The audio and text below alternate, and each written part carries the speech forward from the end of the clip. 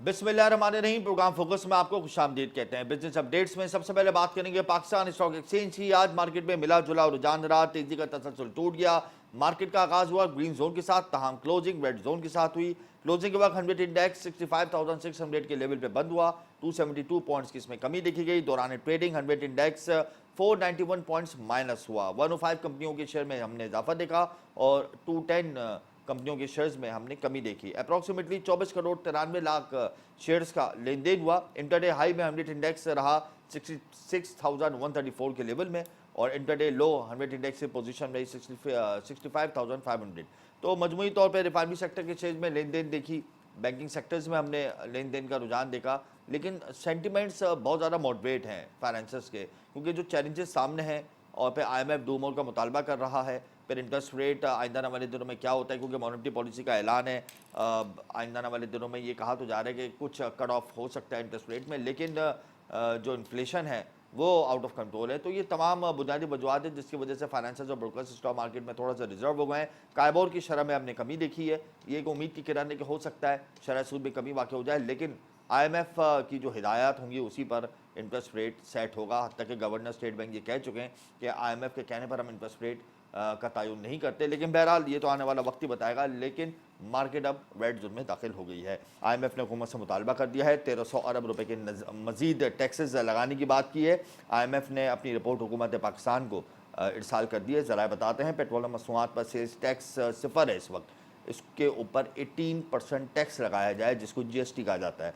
Petrol, चीनी, अद्वियात, stationery और खाने पीने की दीगर अशिया जिस पर GST नहीं है उन पर GST लगाने का मुतालबा कर दिया 18%। इसके बाद तो महंगाई का नया तूफान बर्पा होगा और जो लोग अभी भी महंगाई की चक्की में पिस रहे हैं, तो वो इस महंगाई के तूफान का सामना कैसे करेंगे। इंडस्ट्रीज़ है नहीं, इंडस्ट्रीज़ अपना एक्सपोर्ट का टारगेट मीट नहीं कर रही। मार्केट में बिल्कुल भी काम नहीं है, लोकलाइजेशन बिल्कुल भी नहीं है, सनतें बंद हो रही हैं, लोग बेरोज़गार हो रहे हैं। बहुत बड़े बड़े चैलेंजेस होंगे इस हुकूमत के लिए। और सनतें जो ज़बो हाली की जानिब गामज़न है, तबाही की नहज पे पहुँच गई हैं, वो किस तरीके से सर्वाइव करेंगे, आज हम प्रोग्राम इस हवाले से भी बात करेंगे। इसके अलावा टेक्सटाइल के नंबर्स आए हैं फरवरी 2024 के, तो कुछ इम्प्रूवमेंट हम देख रहे हैं और टेक्सटाइल की जो एक्सपोर्ट है उसमें 20% का हम इंक्रीज़ देख रहे हैं। फरवरी 23 में 1 अरब 18 करोड़ डॉलर के मुकाबले में फरवरी 24 में टेक्सटाइल एक्सपोर्ट 1 अरब 41 करोड़ डॉलर रही, यानी एक साल का मैंने आपको फिगर बताया। फरवरी 2023 में 1 अरब 18 करोड़ थी और फरवरी 2024 में 1 अरब 41 करोड़ डॉलर हमारी एक्सपोर्ट हुई है टेक्सटाइल की। All Pakistan textile mills association ने एदाद शुमार जारी किए हैं, यानी रवा माली साल के 8 माह में, जो फिस्कल ईयर है उसके 8 माह में टेक्सटाइल की जो हमारी एक्सपोर्ट है वो अब तक 11 अरब 15 करोड़ डॉलर रिकॉर्ड की गई है। बहरहाल मजमूई तौर पर ये कम है। अगर आप आज से 3 साल 4 साल पहले चले जाएँ तो हमारी टेक्सटाइल एक्सपोर्ट 8 माह में तकरीबन 13-14 अरब डॉलर की होती थी। स्टेट बैंक की मॉनेटरी पॉलिसी का इजलास अब 18 मार्च को होगा। मॉनेटरी पॉलिसी का बोर्ड ऑफ डायरेक्टर्स मौशी एदाद शुमार का जायजा लेगा, उसके बाद शरह सूद का तयन किया जाएगा। 22% शरह सूद पर इस वक्त मामला है, लेकिन ये तारीख की बुलंद तरीन सतह पर है, खत्ते में भी सबसे ज़्यादा है। 22% शरह सूद पे कोई भी इंडस्ट्री जो है वो चलती नहीं है, कोई कारोबार नहीं होता। किस तरीके से काम होगा ये प्रिडिक्ट की जा रही थी पिछली दफ़ा भी कि इसमें कुछ पॉइंट्स की कमी हो सकती है, बेसिस पॉइंट्स की, लेकिन वो नहीं हुई। बहरहाल सबकी निगाहें अब इंटरेस्ट रेट पर मरकूज़ होंगी, लेकिन चांसेस बहुत कम है कि कुछ कम हो, अनचेंज रहेगा या फिर बढ़ेगा। मुल्क भर में फ़ी तोला सोने की कीमत में बड़ा इजाफा हुआ है। आज पाकिस्तान जेब Jain jewellers association of Pakistan ने एक एलान शुमार जारी कर दिए हैं। 24 कैरात यानी 24 कैरेट फ़ी तोला सोना 2700 रुपये इजाफे के बाद 2,23,900 रुपये पर आ गया है। 10 ग्राम सोना 2,315 रुपये इजाफे के बाद 1,91,958 रुपये का हो गया है। इंटरनेशनल मार्केट में फ़ी ऑन सोना $29 महंगा हुआ है, उसके बाद $20 प्रीमियम शामिल हुआ है। उसके बाद जो एदाद शुमार निकले हैं और हमने देखा है कि मुल्क भर में जो सोना है वो 2700 रुपये महंगा हुआ है। कल हमारे प्रोग्राम के अंदर सदर पाकिस्तान जेब जैन ज्वेलर्स आए हुए थे, हारून रशीद चांद, उन्होंने कहा है कि सोने की कीमत में जो $20 का जो ये लोग प्रॉफिट डालते हैं इंटर बैंक रेट के हिसाब से, उसके बाद फिर ये सोनार यानी पाकिस्तान जेब जैन ज्वेलर्स अपना प्रीमियम जो 20% रखते हैं, ये मुस्तकबिल में 10% हो जाएगा। तो उसके बाद फिर जो कीमत है वो इंटरनेशनल मार्केट के हिसाब से कैलकुलेट करके इसमें कमी आ सकती है। ये उन्होंने हमारे प्रोग्राम में तो कहा। अब देखते हैं कि इसमें कितना वो अमल करते हैं। आज हम जो हुकूमत को मौची चैलेंजेस का जो कौन कौन से मौची चैलेंज का सामना है, IMF के बाद जो हमने जाना है और फिर किस तरीके से हम सर्वाइव करेंगे, कौन कौन से नौमुंतखब हुकूमत को चैलेंजेस होंगे, क्या पॉलिसी होनी चाहिए, इस पर हम बात करेंगे। इसके अलावा जो GST लग रहा है, क्या इसकी कानून में गुंजाइश है? GST लगने से क्या हम अपने टैक्स के महसूलात यानी अपने महसूलात का जो हदफ है वो हासिल कर पाएंगे, टैक्स को अचीव कर पाएंगे, टैक्स की GDP को हम इंक्रीज़ कर पाएंगे, तमाम इकनॉमिक इंडिकेटर्स को हम किस तरीके से सर्वाइव कर पाएंगे। ओबूरी हुकूमत ने जो हमें डायरेक्शन दी है, क्या नौमुंतखब हुकूमत उसको चला पाएगी? SIFC CPEC का क्या किरदार होगा? इन तमाम पॉइंट्स को हम तफसीली डिस्कस करेंगे, लेकिन जब वक्त एक ब्रेक का, हमारे साथ रहिएगा।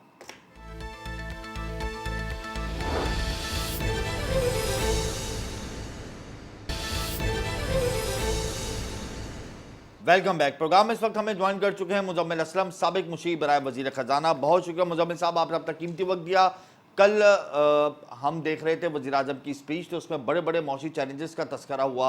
नौ मुंतखब हुकूमत भी कह रही है कि सामने बहुत बड़े बड़े चैलेंजेस हैं। उबूरी हुकूमत की परफॉर्मेंस बड़ी खुशाइंद है, IMF ने बड़ी तारीफ़ की थी। तो एक तरफ तो उबूरी हुकूमत की पॉलिसीज़ हैं, दूसरी तरफ नौ मुंतखब हुकूमत कह रही है कि बड़े बड़े चैलेंजेस हैं। किस तरीके से बैलेंस करके हम आगे चलेंगे? देखिए, सबसे पहले तो मैं आपको ये बोलूं कि ये जो पीढ़ी आ रही थी तो उन्होंने कहा कि हमने मुल्क को, मईशत को जो है परेशानी से निकाल दिया और को बचाया, सियासत को कुर्बान करके। तो अगर वो बात सही थी तो ये इन्होंने कल झूठ बोला, ठीक है ना, और अगर कल सच बोला तो उस वक्त झूठ बोल रहे थे। और फिर साथ ही आपने ये कहा कि जो अबूरी हुकूमत है उन्होंने बड़ा अच्छा काम किया और हो गई, तो अगर उनकी वजह से चीजें बेहतर हो गई तो फिर ये चैलेंजेस और इतनी मुश्किलात की बातें क्यों कर रहे हैं? जी, तो फिर कहीं ना कहीं झूठ है। और फिर साथ ये भी बोल दिया कि अभी एक IMF का प्रोग्राम आपको 15 अप्रैल को खत्म होना है और अभी से बोल दिया कि एडवांस में अगले प्रोग्राम की बात करनी। तो इसका मतलब ये कि चीजें अच्छी नहीं है और कौम से छुपाई जा रही है और जो है झूठ बोला जा रहा है। फिर दूसरी बात ये कि कल एक खबर आई कि मुल्क में सेल्स टैक्स का निफाज जो है तमाम चीजों पे हो जाएगा, पेट्रोलियम मसनूआत, दवाइयां, खाने पीने की अशिया। अब पेट्रोलियम मसनूआत पे अगर 18% सेल्स टैक्स लगता है तो 45 रुपए लीटर का फर्क आ जाएगा, जी, ठीक है ना। बिल्कुल। तो ये तो इलेक्शन से पहले फरमा रहे थे कि हम गैस, पानी, बिजली सब सस्ता करने वाले हैं। तो ये सेल्स टैक्स लग गया तो फिर बिजली भी बढ़ेगी। अच्छा, फिर इसके बाद जो है, जो सबसे अहम चीज ये है कि IMF ने कहा कि 10,000 वालों पे टैक्स बढ़ा दें। इन्होंने इलेक्शन से पहले भी डिमांड की, उस वक्त रोक दी थी कि इलेक्शन पे वरना हार जाएंगे। जी, तो इलेक्शन तो अल्लाह ने हरवाई दिया इनको, आपको पता है कैसे आए हैं। लेकिन अब वो जो है ये डिमांड भी पूरी करने जाएंगे। तो कहने का मतलब ये है कि अपनी हुकूमत और अपने जो है साजो सामान के लिए ये किसी की भी कुर्बानी दे सकते हैं और ये वापस एक बहुत बड़ी कुर्बानी की तरफ लेके जाएंगे पाकिस्तान को। और ये पिछले दिनों ना मेरे एक रिश्तेदार के गले में दर्द था, जी, तो मेरे एक जानने वाले डॉक्टर थे, तो उन्होंने एक दवा दी। लेकिन उस दवा के साथ ही ना उन्होंने एक राइसिक की गोली भी सजेस्ट की कि इससे बहुत ज्यादा तेजाबियत हो जाती है, तो वो पहले खाना और वो दवा बाद में खाना। जी, तो ये होता है डॉक्टर, ये होता है हल देने वाला ना। अब ये सिर्फ जो है ना, हमें सिर्फ दवा दे देते, कड़वी गोली, उसके साथ जो उसके साइड इफेक्ट है उसके हल नहीं देते। उससे मरीज जो है थोड़ा बेहतर होने की जगह उल्टा और उसकी जो है ना जान निकल जाती। तो जब तक ये सीखेंगे नहीं ये काम ना, ये अवाम को कोई अच्छी खबर नहीं मिलेगी। और ये जो अभी इनके पहले दिन है, पहले मंशूर जिन्होंने बनाया उनको बाहर निकाल दिया, इसहाक डार को कल की टीम ने मीटिंग में नहीं बुलाया। एक बैंकर जो है हबीब बैंक के, जो अभी मौजूदा हाजिर बैंकर जी, हैं, बिल्कुल। उनको बिठाया और चंद एक लोगों को और बिठाया। तो मेरा अपना ख्याल ये कि शहबाज शरीफ की हुकूमत ही नहीं है ये, जो केयर टेकर गवर्नमेंट थी उसका तसलसल होगा। और जो नून लीग की जो जो लोग हैं वो सिर्फ पंजाब हुकूमत तक महदूद रहेंगे। तो इसका सेटअप, इसकी तैयारी कहीं और ही हो रही है। यानी आप ये कह रहे हैं कि हो सकता है कि शमशाद अख्तर साहिबा वजीर ख़जाना की जिम्मेदारियां कैरी ऑन करें?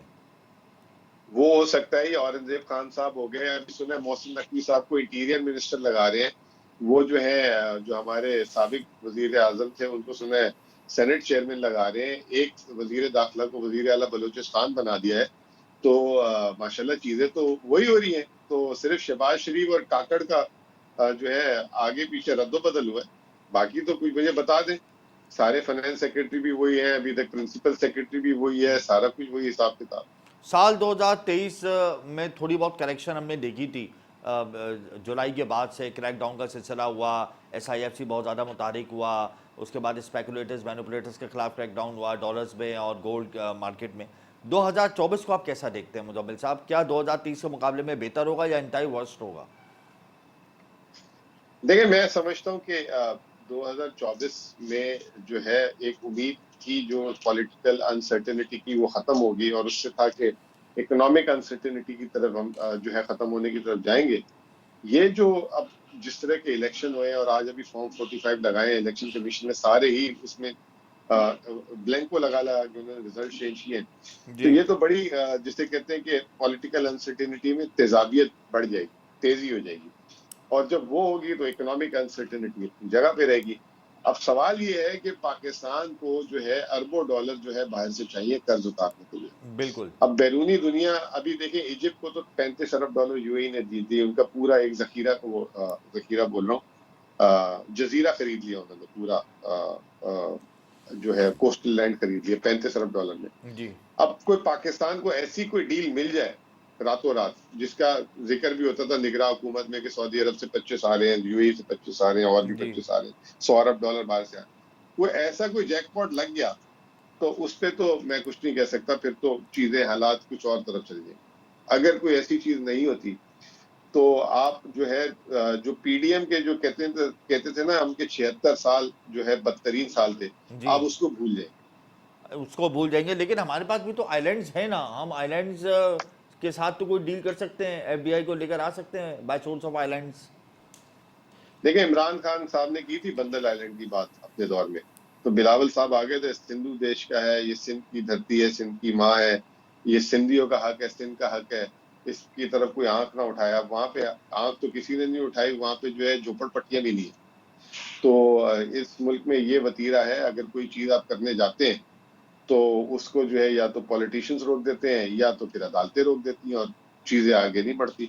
अब उन्होंने जो अपना पूरा एक शहर बेचा है, जी आप अंदाजा लगाएं कि वो उधर कुछ लोग आबाद भी थे, तो वहां की हुकूमत ने गारंटी दी है, मिस्र की हुकूमत ने, कि हम इनको भी जो है इस शहर से बाहर कहीं ले जाएंगे, उनको कोई और मुतबादिल जगह दे देंगे और ये पूरा शहर अमारात के हवाले कर देंगे और उसमें वो 150 अरब डॉलर की जो है तामीरात करेंगे और उसका 35% प्रॉफिट भी जो है ना इजिप्ट की गवर्नमेंट को देगा। तो जो डील करने वाले लोग होते हैं जो अपने जी मुल्क के मुफाद में, वो ऐसे करते हैं।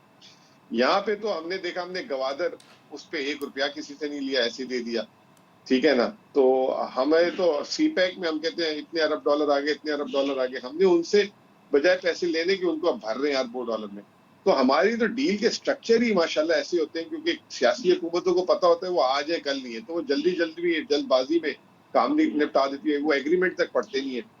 तो मुझे अच्छी तरह याद है सीपैक के जो एग्रीमेंट्स हुए हैं पावर के, जी उसमें उनसे बात की कि भाई इस पे थोड़ी नरमी कर ले, तो उन्होंने कहा जब हम कर रहे थे आप उस वक्त क्यों नहीं पढ़ रहे थे, उस वक्त तो आपने रातों रात करके बना लिया जल्दबाजी में।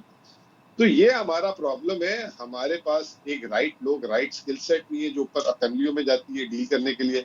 फिर जो जाते हैं वो उनके अपने मफादात होते हैं, उनको जल्दबाजी होती है कि पता नहीं कल तक हम रहे ना रहे, तो वो जो है जल्दी जल्दी में जो है बेड़ा गर्क कर देते हैं और फिर मैं और आप और हमारी कौम जो है उसको भुगतती रहती है। एस आई एफ याद सी होगा आपको S I rental. F C को कहाँ देखते हैं? आपके दौर में SIFC नहीं था, उबरू हुकूमत के दौर में SIFC मुतारिक हुआ और फिर 2024 में SIFC फाल किरदार अदा कर रहा है, G2G एग्रीमेंट्स कर रहा है। तो SIFC की वजह से हो सकता है हमारे इकोनॉमिक इंडिकेटर्स और बेहतर हो जाएं, 2024 इतना वर्ष ना हो।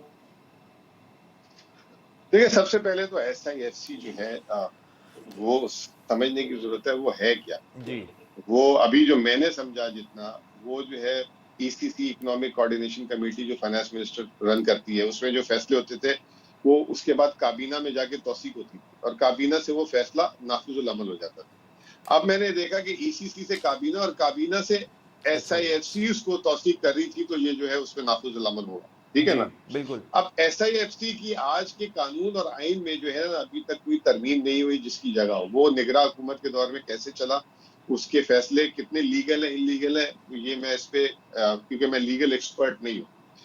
अब एसआईएफसी को पहले तो आपको जो है एक इसको 2/3 मेजोरिटी से इसकी एक आइन के अंदर जगह बनानी पड़ेगी।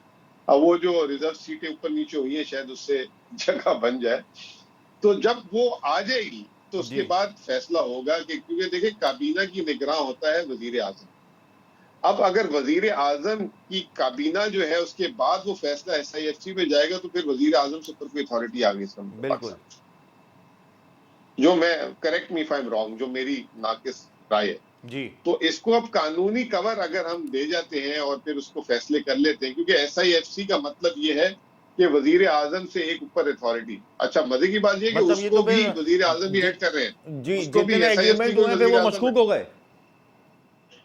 देखिए, मैं तो सिर्फ एक कानूनी आपसे बात, सवाल आपके सामने रख दिया आपके प्रोग्राम के थ्रू कि जी जी SIFC जो है, काबीना एक सुप्रीम अथॉरिटी होती थी, बिल्कुल। जो हमने देखा कि काबीना के बाद SIFC से अप्रूवल हुए हैं सारी चीजों के।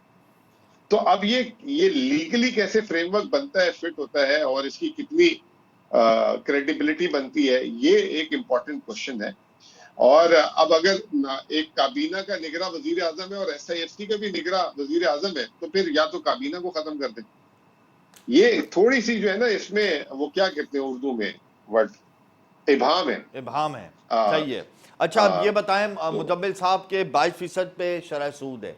बिजली, गैस, पेट्रोलियम मसनूआत की कीमतों में होशरुबा इजाफा है, बल्कि रिकॉर्ड सतह पे हैं इस वक्त। इंडस्ट्रियलाइजेशन ना होने के बराबर रह गई है। एक्सपोर्ट का ऑर्डर हम अचीव नहीं कर पाएंगे, रेमिटेंस का ऑर्डर हम जो टारगेट है वो हम अचीव नहीं कर पाएंगे। कॉर्पोरेट सेक्टर पे मजीद हम टैक्सेस लगाने जा रहे हैं। किस तरीके से हम सर्वाइव करेंगे, कैसे हमारा मुआशी पहिया रवा दवा होगा, किस क्या हमारे इंडिकेटर्स होंगे, क्या क्या क्या समझते हैं आप इस हवाले से? देखिए, पहले तो बात ये है ना कि अभी तो काबीना क्या बन रही है, काबीना बनने के चले बाद ये जो काबीना बन गई, अनसेट, हम ये हम अज्यूम कर लेते हैं काबीना बन गई, हुकूमत फाल हो गई, सारे काम हो रहे हैं, अब 22% शरह सूद की बारी आती है। हम 22% शरह देखिए सूद। ये गाड़ी ना, ये गाड़ी आपकी IMF ने चलाती है। अब सही है। IMF इस गाड़ी को जो है ना, उसकी ड्राइविंग सीट पे कब बैठता है, अप्रैल में बैठता है या सितंबर अक्टूबर में बैठता है। अच्छा ये बड़ी बात जितना कर गए जल्दी आप, बैठ जाएगा, अप्रैल में बैठता है या फिर हाँ, सितंबर अक्टूबर में बैठता है? हाँ, तो ये जितनी जल्दी बैठ जाएगा तो फिर ये सारे फैसले उसी से लेंगे। शरह सूद कहाँ देख रहे हैं, शरह सूद महंगाई से लेंगे भाई। बिल्कुल। महंगाई अभी भी 23% है, कई ठीक है ना। फीसद है, तो बिल्कुल ऐसे ही है। महंगाई, हाँ ठीक है ना, तो महंगाई अगर नीचे नहीं होगी IMF नहीं करने देगा।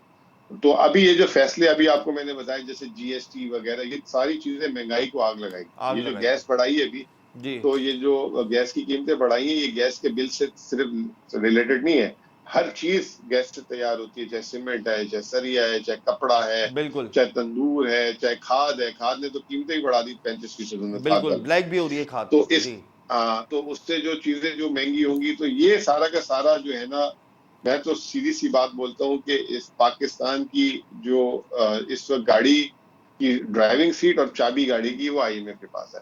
अब वो IMF कब लगाता है, कब आता है, अभी IMF को मार्च के महीने में आ जाना चाहिए था आखिरी जायजे के लिए, ठीक है ना। जी आपको याद होगा वो नवंबर में आया था, 2 नवंबर से 15 नवंबर तक। बिल्कुल। उससे 3 महीने जमा कर लो तो 15 फरवरी तक आ जाना चाहिए इसको पाकिस्तान। तो आज तारीख मेरे ख्याल से 5 मार्च हो चुकी है। तो अभी तक उनकी तारीख नहीं आ रही कि वो कब आएंगे पाकिस्तान। तो वो आएंगे, आखिरी रिव्यू पुराने प्रोग्राम का खत्म करेंगे, फिर नए प्रोग्राम की बातचीत, उसमें क्या डिमांड्स हैं क्या नहीं है।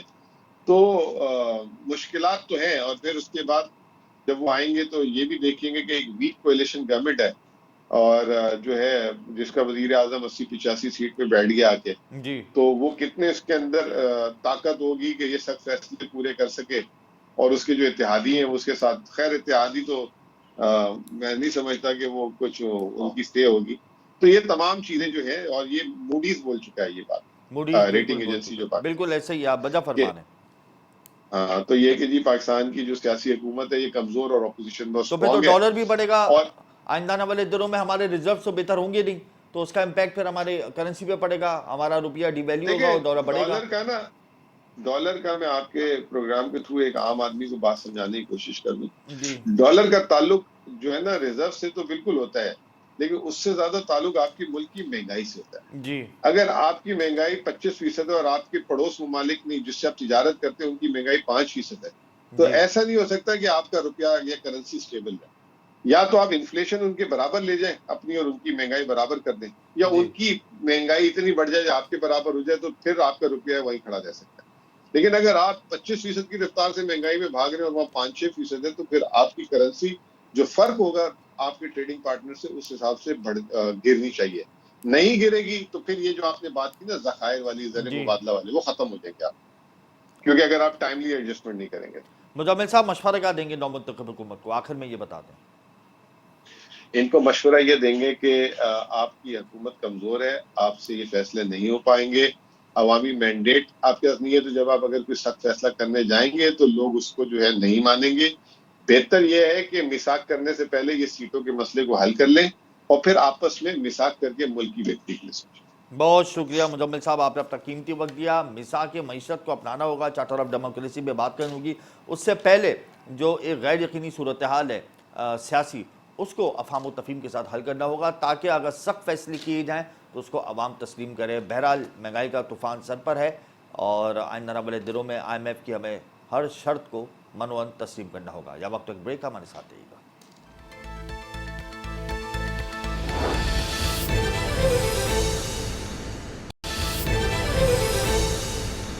Welcome back. प्रोग्राम में इस वक्त हमें ज्वाइन कर चुके हैं Farazur Rahman, chairman Pakistan business group. बहुत शुक्रिया फराज साहब, आपने अपना कीमती वक्त दिया।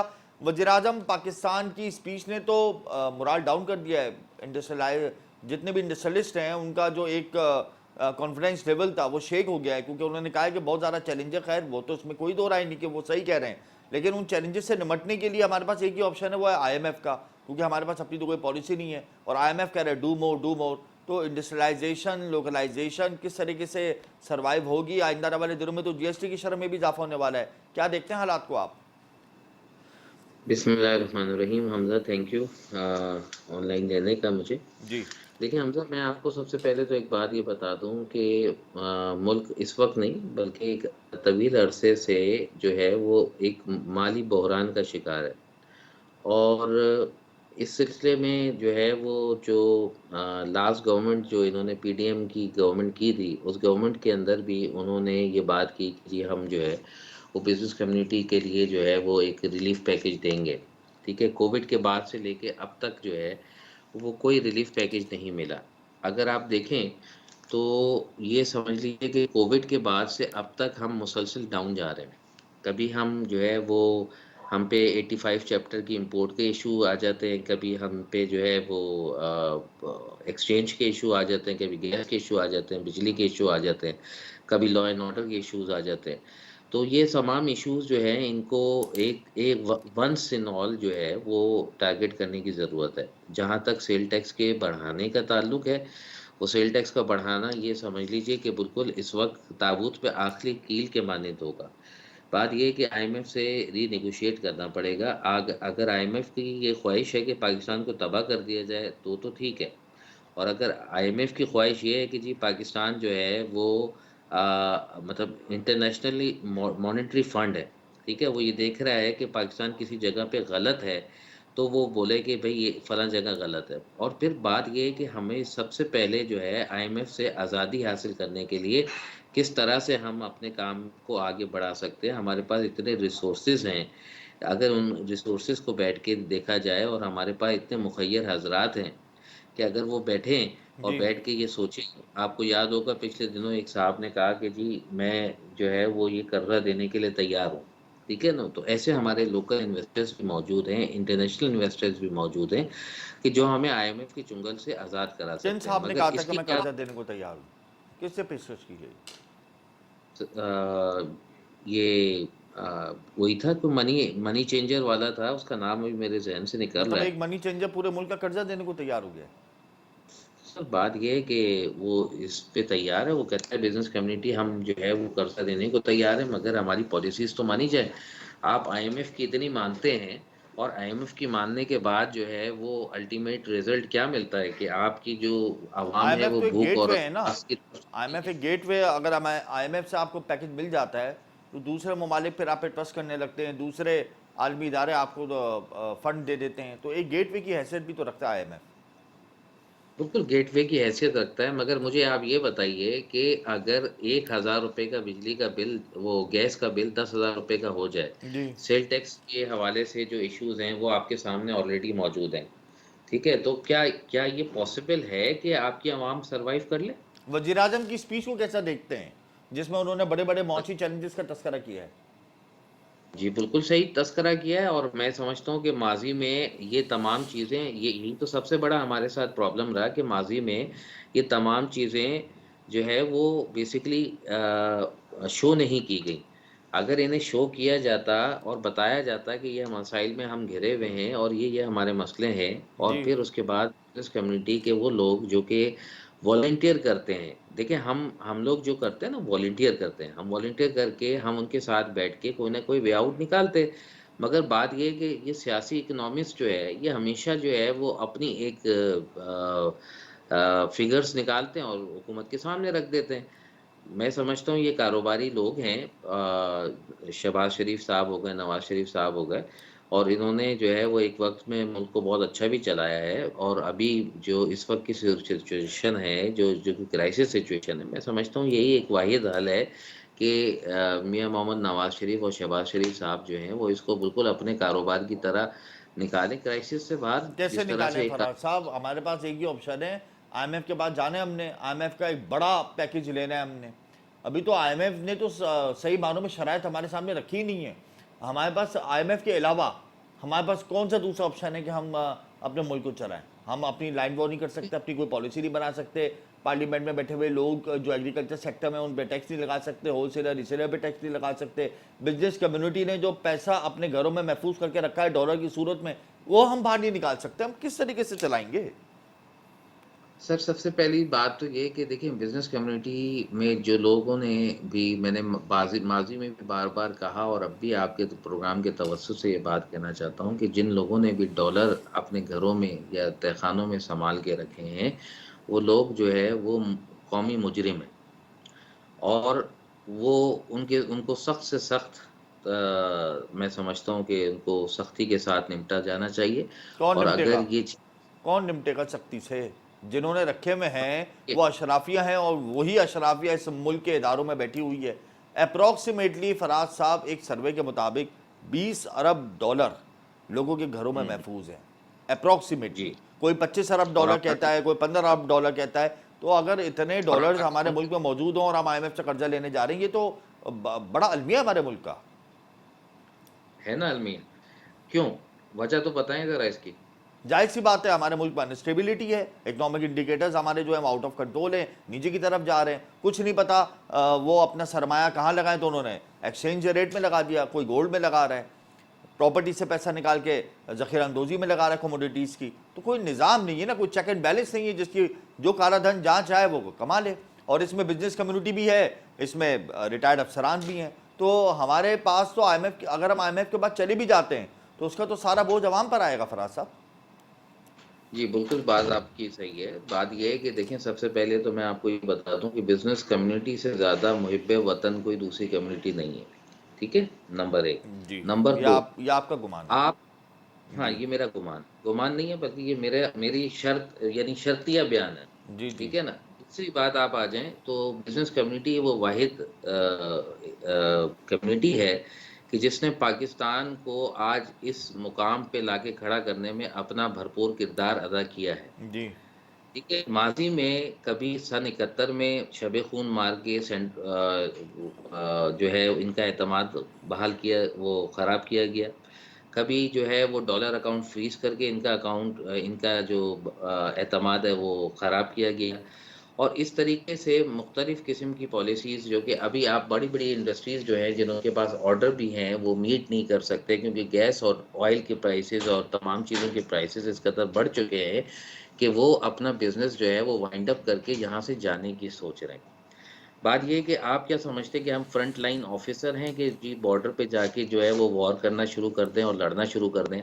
हम लोग जो है वो इन्वेस्टर्स हैं, हम लोग बिजनेसमैन हैं। बिजनेसमैन को एक कंडक्टिव इन्वायरमेंट चाहिए होती है जिसके अंदर उसे ये पता हो कि गवर्नमेंट ने ये पॉलिसी दी है, इसमें 4 पैसे की आमदनी होगी। अगर गवर्नमेंट कोई पॉलिसी नहीं दे रही, गवर्नमेंट में कहीं पैसा नहीं हो रहा, तो हम अपने पैसे को सिक्योर करने के, अब आप मुझे एक बात बताएं, अगर फिलहाल 10 करोड़ रुपए मेरे पास हैं, जी थे, अगर आज से 5-7 साल पहले, इमरान खान की गवर्नमेंट से पहले, तो आज वो पैसा जो है वो 25% रह गया। बिल्कुल ऐसा ही है, महंगाई डिवेल्यू हुआ है, कहाँ बिल्कुल पहुंच गई। ऐसा ही है। अब बात ये, जितना बड़ा सर उतना बड़ा दर्द। मुझे भी तो अपने अखराजात निकालने हैं। अब मैं अपने आप को अखराजात निकालने के चक्कर में ये थोड़ी देखूंगा कि मुल्क का ऐसी तैसी हो रही है या क्या हो रहा है। बात ये है कि ये सब चीज़ें पॉलिसीज़ होती हैं। देखिए, ऊपर से लेके नीचे तक पॉलिसीज़ बनाई जाती हैं एक चार्टर्ड ऑफ इकोनॉमी का नारा लगाया था शहबाज शरीफ साहब ने, जो कि सबसे पहले मैंने लगाया था कि आपको मिसाके मईशत। जमहूरियत की नहीं, मिसाके मईशत की ज़रूरत है। ये मैंने ऑन टीवी भी ये बात की, और शहबाज शरीफ साहब से पहले और फिर तमाम चैम्बर ने ये बात की। मुझे ये बता दें कि क्या अगर इनकी सीरियसनेस इतनी थी तो शहबाज शरीफ साहब जब कराची आए तो किन ताजिरों से मिले उस दौर के अंदर, और उन ताजिरों ने क्या ऐसा काम करके बता दिया उनको मिसाके मईशत के ऊपर कि जी आप ये कर लें और ये कर लें। बात ये है कि मसला क्या है कि हम उन्हीं ताजिरों से मिल रहे हैं जिन ताजिरों ने डॉलर को ज़ख़ीरा अंदोज़ी में रखा हुआ है। जी बात ये है कि देखिए, हम नहीं चाहते कि किसी तरीके से हमारा मुल्क जो है वो तरक्की कर सके। अगर हमारा मुल्क तरक्की करना चाहता है तो उसका वाहिद हल ये है कि हम सारे के सारे कम से कम 3 साल ये सोचना भूल जाएँ कि जी हमने कुछ करना है, हमने पाकिस्तान की तरक्की और कामरानी में अपना हिस्सा डालना है। बात ये है कि हमारे यहाँ जो सबसे बड़ा अलमिया आता है वो ये आता है कि जी हर इंसान अपनी जेब की तरफ देख रहा होता है कि जी मेरे खर्चे चल जाएँ, मेरे मामला चल जाएँ। इस वक़्त सिर्फ़ ये मामला नहीं है कि आईएमएफ के कर्ज़े के बाद क्या होगा। आईएमएफ के कर्ज़ा और जो ये सेल टैक्स और जो तमाम जो शराइत उन्होंने बिजली को मज़ीद महँगा करना है और तमाम चीज़ें जब ये डाल देंगे, तो उसके बाद मुझे आप एक बात ये बताइए कि क्या ये पॉसिबल है कि एक गरीब आदमी जो है वो सर्वाइव कर सके? अगर ये फराज साहब, दस्तरख़्वान ना चल ये सके। तो बड़े मसाइल है ना, देखिए हमारे मुल्क में। इसमें तो खैर कोई दो राय नहीं। इंटरेस्ट रेट हमारा 22% पे, बिजली अभी महंगी होने वाली है, गैस अभी मजीद महंगी होगी, पेट्रोलियम मसनूआत पर जीएसटी अगर लग जाता है, जो कि अभी सिफर है, अगर वो 18% लग जाएगा जीएसटी, तो पेट्रोल और डीजल की कीमतें कहाँ जाएंगी? तो इंडस्ट्रियलाइजेशन को, लोकलाइजेशन को कहाँ देखते हैं मुस्तकबिल में? सर, किसी मुल्क में ये कानून नहीं है, और कहीं पे आप दिखा दें मुझे कि डबल जीएसटी लगता हो at the time of import जिस पे जीएसटी लगता है। बात समझ रहे हैं आप? जी जी बिल्कुल, आप बोलिए। अब इस पे सिर्फ सप्लाई का जीएसटी लग सकता है, यानी कि सर्विस सेल टैक्स लग सकता है। ठीक है ना? जीएसटी तो लग ही नहीं सकता, कानूनी तौर पे चैलेंज हो जाएगा। ठीक है ना? यानी कोर्ट इसको उड़ा बात ये, देगी? सॉरी, कोर्ट में फिर अपील दायर होगी और कोर्ट इसको मना कर देगी? जी, बात ये है कि लग नहीं सकता ना, कानूनी तौर पे लग नहीं सकता। एक एक चीज़ पे, एक प्रोडक्ट पे आप 2 दफ़ा सेल टैक्स कैसे ले सकते हैं? लेकिन अगर आईएमएफ हमें कहता है कि आप लगाएं, तो आप समझते हैं कि लॉ में अमेंडमेंट्स करनी पड़ेंगी? देखिए, बात ये है कि लॉ में अमेंडमेंट आप कर भी लें तो दुनिया भर का कानून तो ये कहता है ना, बात ये है कि किताबें तो यही कहती हैं कि जी दो दफ़ा एक टैक्स नहीं लिया जा सकता, जबकि बदकिस्मती से हमारे मुल्क के अंदर जो है वो हर चीज़ पे टैक्स है। और बात ये है कि मुझे तो आज तक एफबीआर की कारकर्दगी के ऊपर ही डाउट है कि जी हम जो टैक्स कलेक्ट कर रहे हैं इनडायरेक्ट वे के अंदर, वो टैक्स की सही फिगर्स जो है वो कोड ही नहीं की जाती हैं। बात ये, मैं पानी मुस्तकबिल की क्या बोतल देखते हैं लेता हूँ। फराज भाई? आखिर में ये बता दें, मुस्तकबिल क्या देखते हैं मुस्तकबिल देखिए, मैं एक इंडस्ट्रीज का, खास तौर पे इंडस्ट्रीज का? इंडस्ट्रीज का सर्वाइवल इस वक्त तो नामुमकिन है, और मैं पहले ही बोल चुका हूँ कि इंडस्ट्रीज जो है वो पहले तबाही के दहाने पे थी, अब तबाह हो चुकी है, और इंडस्ट्री को चलाना मैं नहीं समझता कि किसी भी तरीके से वाइबल है। बहुत शुक्रिया फराज रहमान, आपने अपना कीमती वक्त दिया। सनतों को चलाना बहुत मुश्किल है, तबाही के दाने पड़ती हैं और अब तबाह हो गई हैं। जाहिर सी बात है, जब इतनी महंगी बिजली होगी, गैस होगी और पेट्रोलियम मसनूआत की कीमतों में मुसलसल इजाफा हो रहा है और आइंदा आने वाले दिनों में मजीद टैरिफ में इजाफा होगा, टैक्सेस लगेंगे, तो किस तरीके से इंडस्ट्री चलेगी, ये एक बहुत बड़ा सवालिया निशान। और फिर 22% इंटरेस्ट रेट पे तो कोई भी इंडस्ट्रीज़ का जो सर्वाइवल है वो नहीं होता। या वक्त तो एक ब्रेक है, हमारे साथ है।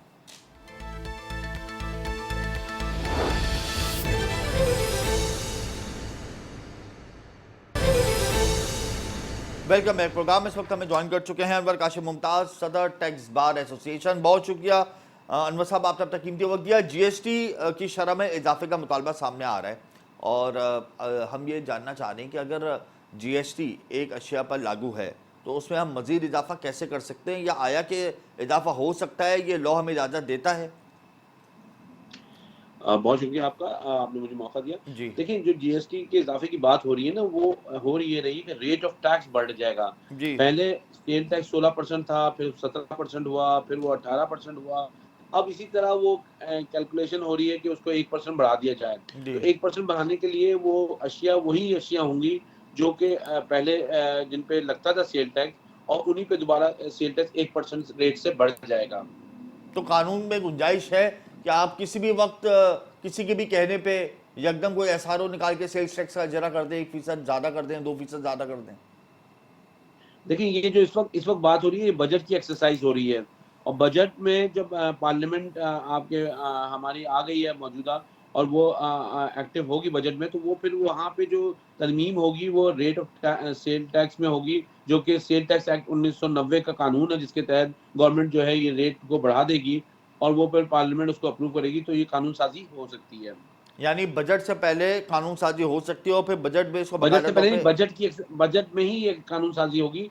बजट से पहले ये प्रपोजल जाएगा, उसके बाद ये कानून साजी होगी बजट में। अच्छा, किन किन अशिया पर हम जीएसटी लगा सकते हैं और किन किन अशिया पर हम जीएसटी नहीं लगा सकते? देखिए, हर अशिया पे सेल टैक्स लगाया जा सकता है, और वो दुनिया में ये प्रेसिडेंट मौजूद हैं, लेकिन वो अशिया जो डायरेक्टली कंज्यूम की जाती हैं, जो कि आम आदमी के लिए होती है, जिसमें खाने पीने की अशिया होती है, उन पे अक्सर जो है जीएसटी का रेट या तो कम होता है कुछ जगहों पे, या फिर होता ही नहीं है। लेकिन ये है कि कोई भी अशिया जो ट्रेड होती है उस पे जीएसटी लग सकता है।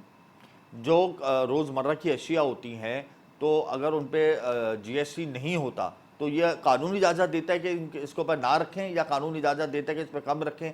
इस हवाले से नहीं, क्या डिस्कशन है? कानून बनाती है हुकूमत। हुकूमत वक़्त, क्योंकि आम आदमियों को जब आप देखें ना, अगर मैं दूध पे जीएसटी लगा दूँ, खुले दूध पे, अगर मैं अंडों पे जीएसटी लगा दूँ, अगर मैं शक्कर पे, शक्कर पे जीएसटी लगा दूँ, तो वो जो है, वो लोगों के लिए मुश्किल हो जाएगी उसको खरीदना, आम आदमी को, जो हमारा बहुत बड़ी टेल है हमारे लोगों की, जो कि पॉवर्टी लाइन से नीचे हैं। तो इसलिए जो है इन चीज़ों पे नहीं लगाया जाता, लेकिन जब ये पैक होके आती हैं, जब ये सुपरमार्केट में बिकती हैं, तो वहाँ पे जीएसटी लग जाता है। लेकिन अनवर साहब, अब तो स्टेशनरी के आइटम्स पे भी जीएसटी लगाने की बात की जा रही है। पेट्रोलियम मसनूआत की कीमतों पर भी इजाफा होगा क्योंकि जीएसटी लग जाएगा उसमें 18%। तो ये तो महंगाई का एक नया तूफान बर्पा हो जाएगा। देखिए, हम और आप जिस मुल्क में रह रहे हैं, वहाँ पे अनफॉर्चुनेटली जो हमारी इकोनॉमी है, जो हमारा खजाना है, बिल्कुल खाली है, और इकोनॉमी हमारी चल नहीं रही है। अब उसके लिए हमें जो है, जो डेट है, जो हमने लोगों से लोन लिया हुआ है, वो पे करना है। अब वो पे करने के लिए हमारे पास जो रिसोर्स है, वो सबसे बड़ा रिसोर्स टैक्स लगाने पे होता है, और वो टैक्स लगाते वक्त हुकूमत इतनी ब्रुटल हो जाती है, वो ये नहीं सोचती कि इसका इम्पैक्ट एक आम आदमी की रोजमर्रा की जिंदगी पे आएगा। जी। एक आम आदमी का बच्चा जो है दूध पीने से महरूम हो जाएगा, एक आम आदमी का बच्चा जो है अंडा खाने से महरूम हो जाएगा। वो इस बात को नहीं सोचते। वो इस वक्त सिर्फ ये सोचते हैं कि इंटरनेशनल डोनर एजेंसीज जो हैं, वो वहाँ पे हमारे जो हमने कमिटमेंट किया है फुलफिल हो, जबकि ये ऐसा नहीं होना चाहिए। हुकूमत को अपनी रिसोर्स क्रिएट करनी चाहिए, उनको अपना पाई बड़ा करना चाहिए। इनडायरेक्ट टैक्स जो है, किसी तरह भी टैक्स लगाने की जो मैकेनिज्म है, जितने मैकेनिज्म है, उनमें ये जो है सबसे ज्यादा खतरनाक और सबसे ज्यादा तकलीफ अमल होता है, और ये हुकूमत को नहीं करना चाहिए। लेकिन पाकिस्तान में क्योंकि हुकूमत डायरेक्ट टैक्स का पूरा जो पाई है वो बढ़ा नहीं कर सकी है, इसलिए वो आसानी से जो है ना, एक अमेंडमेंट से जो है रेट ऑफ टैक्स बढ़ा देती है सेल टैक्स में, और उसका आम आदमी जो है, जो वैसे ही महंगाई के बोझ तले दबा हुआ है, वो और बोझ तले हो जाता है, और उसके लिए जिंदगी और तकलीफदेह हो जाती है। कोर्ट में अगर चैलेंज होता है ये मामला इन फ्यूचर, तो ये हो सकता है अमेंडमेंट जो की जा रही है ये कोर्ट रिमूव कर दे और इसको रिजेक्ट कर दे, फिर ये ना हो सके, नहीं, ना नाफिजुल अमल। रेट ऑफ टैक्स पे कोर्ट कभी भी रिजेक्ट नहीं करेगी। अगर उसमें कोई कॉन्स्टिट्यूशनल एरर होगा, कोई वायरीज चैलेंज होंगी, तो वो एक अलग बात है, वो तो जब अमेंडमेंट आएगी उस वक्त देखा जाएगा।